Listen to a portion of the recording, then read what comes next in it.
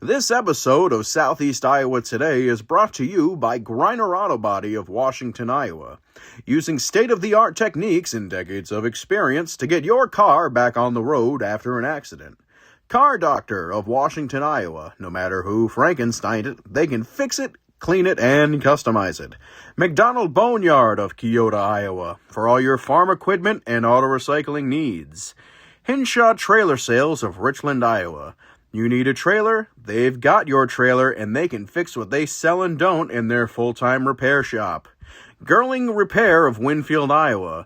If your mower is dead, call Fred, your Husqvarna, Aaron's, and Gravely dealer. Fred also fixes and sells snowblowers. B&B Propane and the family of jet stops. Dutch Market and Coffee Talk of Washington, Iowa. Dutch Market can handle all of your grocery needs, and they even have a conference room you can use for free. Coffee Talk's drive-thru is open and ready to serve you coffee, energy drinks, sandwiches, baked goods, and ice cream. They all present the award-winning Southeast Iowa Today.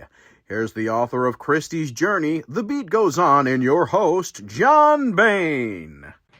Thank you, announcer Cody Roy of NewEnglandDukes.com for your golden pipes and your wonderful introduction. Hey, this episode is being recorded on Wednesday, March 5th, 2025. I figured it was a good day to do it because a lot of the school districts in Southeast Iowa are closed for educating today due to weather issues, and I thought, hey, this is a good time to share this information that I recently obtained with you, and it involves the Highland Community School District, and I have two pieces of correspondence from Superintendent Ken Crawford, one from November 6th, 2025, one from November 6, 2024.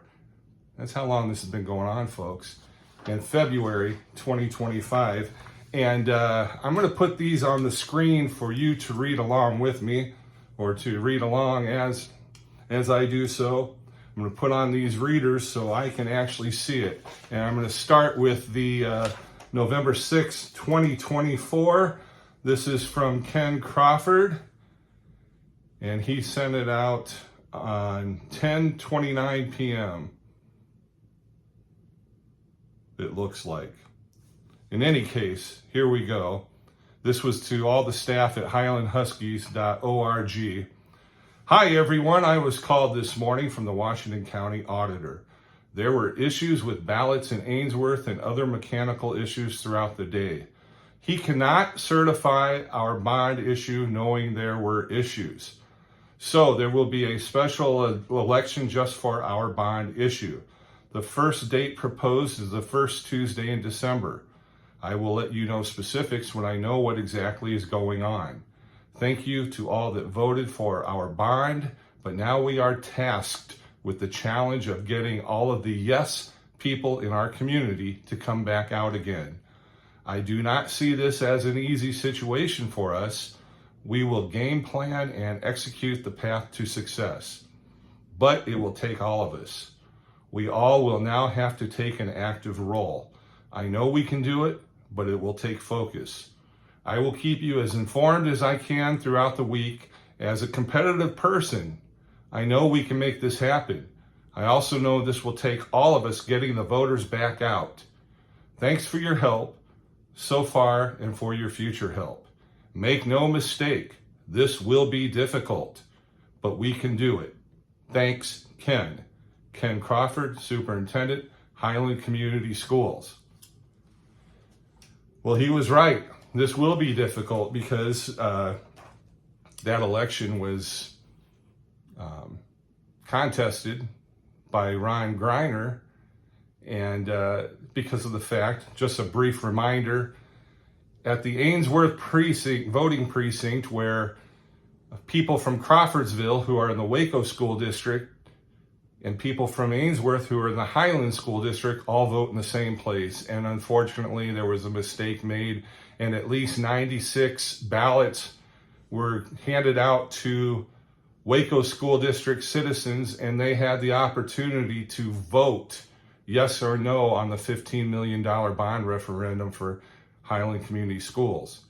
Ron Greiner noticed this that day on November 5th, 2024, when he was there voting, and a coworker who lives in the Waco Community School District actually had a ballot that ended up being one that he should not have held. Don't know how he voted or if he voted on it, and we don't know that from the other 95. That's the point.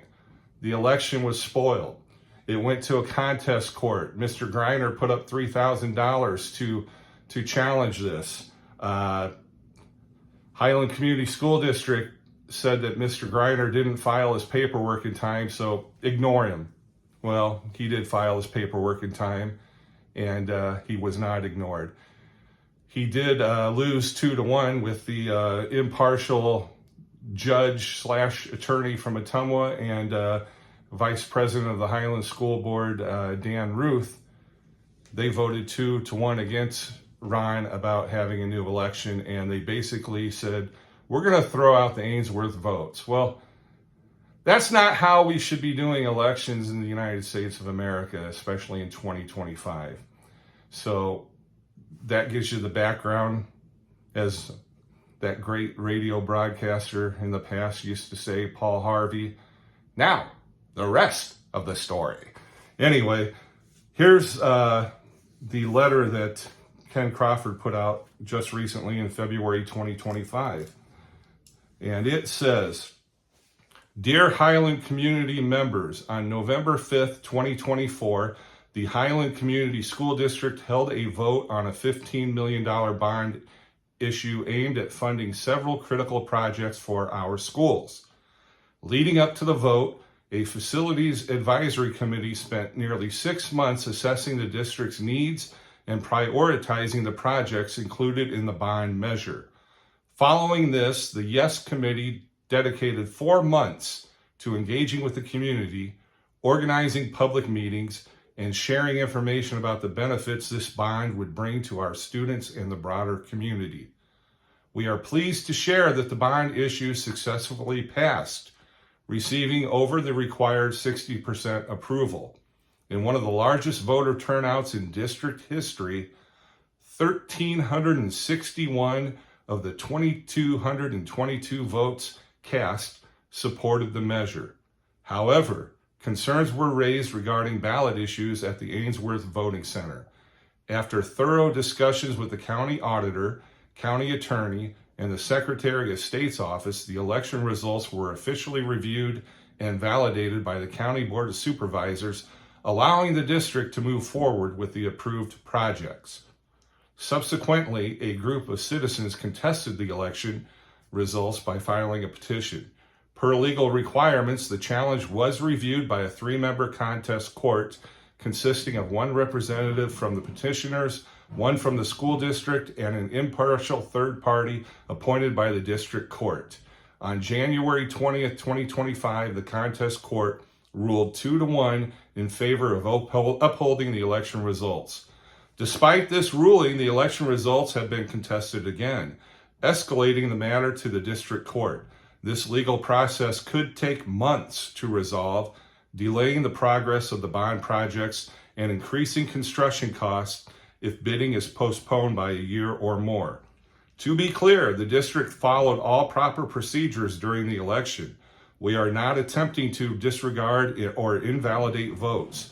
In fact, we are fighting to preserve votes cast. However, due to this legal challenge, the district is now required to defend the legitimacy of the election, which demands both time and financial resources. Our primary goal has always been to enhance our school facilities to better serve our students for generations to come.